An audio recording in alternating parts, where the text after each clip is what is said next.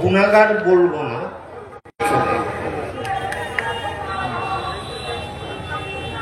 বক্তা নই, বলে একদম সাধারণ মানুষ, একদম কেরানিগিরি করেছি আর বাড়ির গুণে নাট্যচর্চা করেছি আর এই সমাজে বাস করছি। বয়স হয়ে গেল ৭৩, ফলে যুবও নই, কিন্তু বয়স্ক হিসেবে যারা আজকে যুব তাদের ভবিষ্যৎ নিয়ে দু চার কথা বলবো।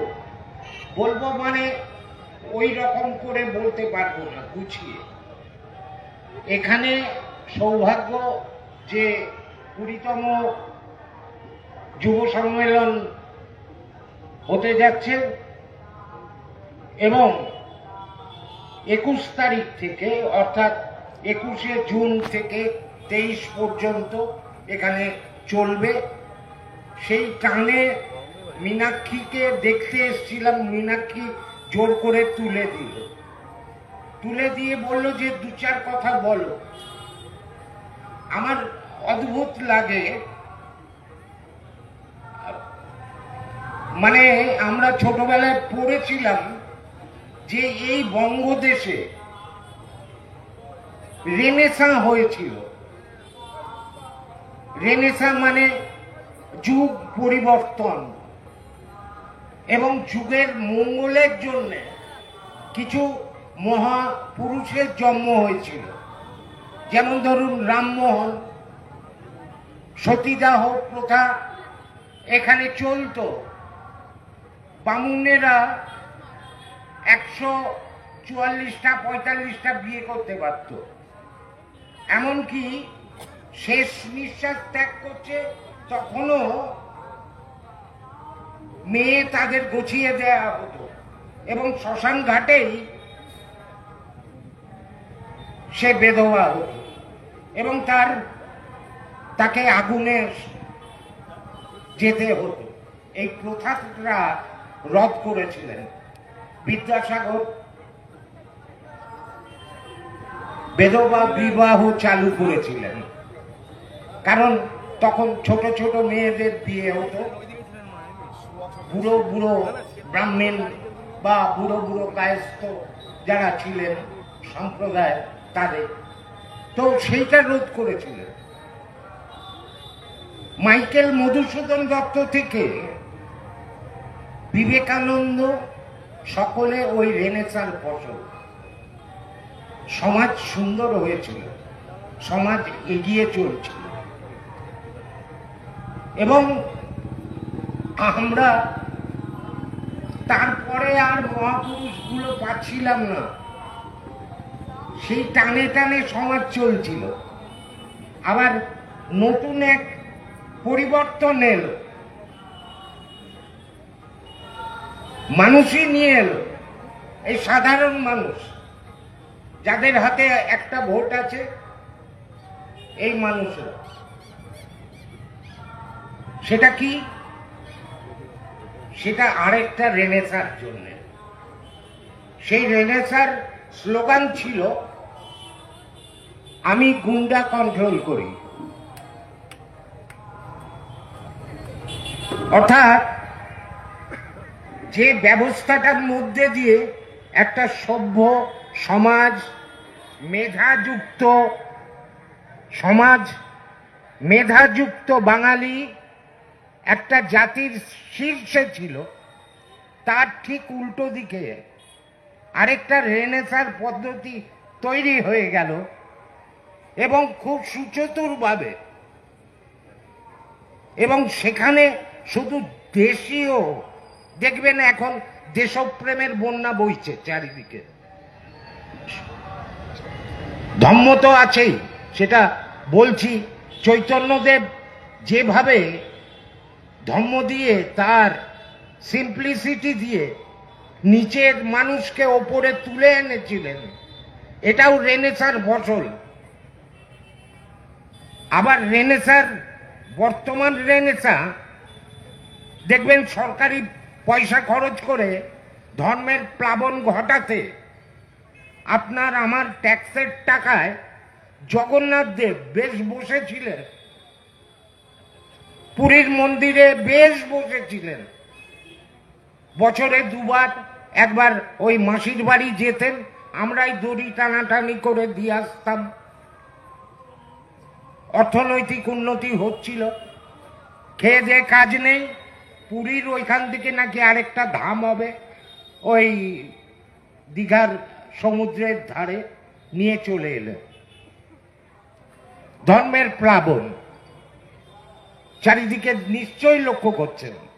তাই এই ধর্ম আপনার জীবনে, আপনার মঙ্গলের জন্য কোন কাজে লাগবে এটা আপনারাই স্থির করবেন। কারণ দ্বিতীয় রেনেসা চলছে। দ্বিতীয় রেনেসা, ওই যে বললাম, এমন একটা জগৎ তৈরি করো যেখানে বাঙালির শ্রেষ্ঠ মেধা চলবে না। চপের দোকান করো, কারণ চায়ের দোকান করো যুব সম্প্রদায়, ঘুগনি বেচো, মুড়ি বেচো, আর যেগুলো একটু ভালো মেধা সেগুলো সব ভাগো পশ্চিমবঙ্গ ছেড়ে।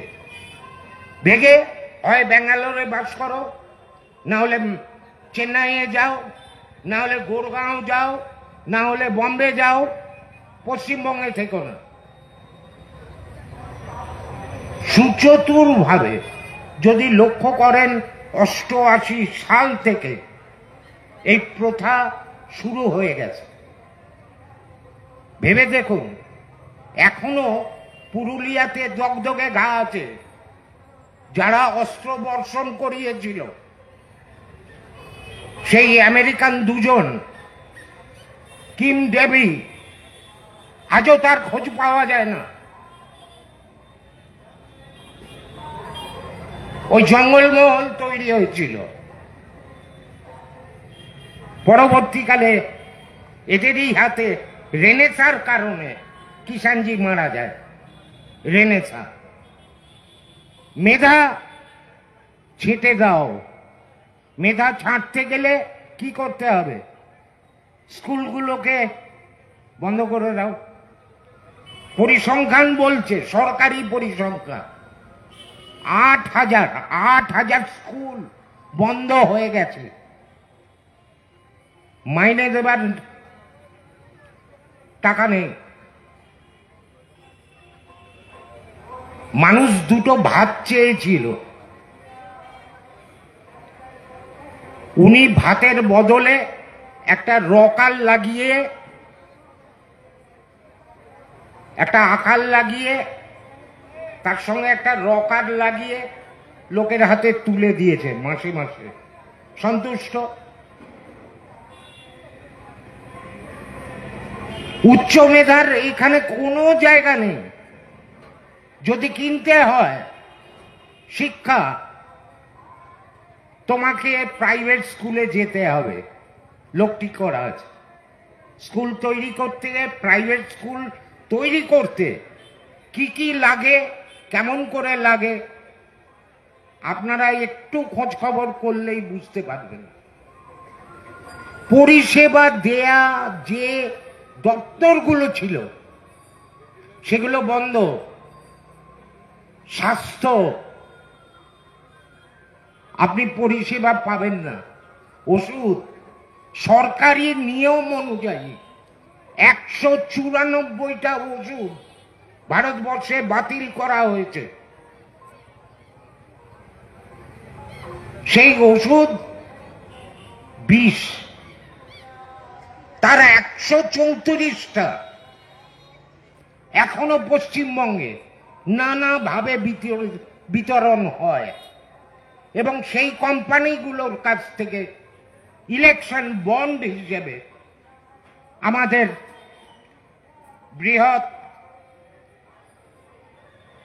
ধর্মের অনুসারী পার্টিগুলোর কাছে, যারা ধর্মের প্লাবন নিয়ে আসতে চাইছেন, তাদের ইলেকশন ফান্ডে সেই টাকা চলে যাচ্ছে, আপনার আমার টাকা। এইটা ভারতবর্ষ। আপনার সন্তানকে আপনি বাঁচাবেন কিনা আপনার ছেলে সুস্থভাবে যুবক হয়ে উঠবে কিনা এর দায়িত্ব আপনার। আরে ওই যে একটা কার্ড আপনার বাড়িতে আছে, 5 বছর অন্তর কাজে লাগে, সেটার মূল্য আপনারা বুঝতে পারেন অথবা পারেন না। আমি জানি এই সমাজ আজকে চলছে, এর মধ্যে আমরা দাঁড়িয়ে আছি, 2-4 কথা কিচির মিচির করে বলছি, কিন্তু এখনো সুস্থ প্রাণ এখনো সমাজে বিচরণ করছে, শূন্য হলেও। কেন শূন্য জানেন? মাতৃগর্ভটা অন্ধকারযুক্ত শূন্য, সেখানে প্রাণ থাকে, সেই প্রাণ বিনষ্ট করার ক্ষমতা আপনাদের নেই। যতই রেনেসা আনার চেষ্টা করুন, সেই প্রাণ কিন্তু একদিন আপনাদেরকে প্রশ্ন করবে, কি করছিলেন সেই সময়, কেন করছিলেন সেই সময়, কোনো কথা বলেননি কেন সেই সময়। এই প্রশ্নের জন্য প্রস্তুত থাকুন বন্ধুরা। সহযোগী বন্ধুরা যে সম্মেলন করতে যাচ্ছেন, একটাই অনুরোধ করব, এখনো সিট দ্বারা যুক্ত লোক পাবেন, কম পাবেন, কিন্তু তাদেরকে নিয়েই এই পরিক্রমণটা বজায় রাখুন। ধন্যবাদ, নমস্কার আপনাদের সকলকে। ভালো থাকুন, দৃঢ়ভাবে থাকুন, এই মুষ্টিটার মানে বোঝার চেষ্টা করবেন। নমস্কার।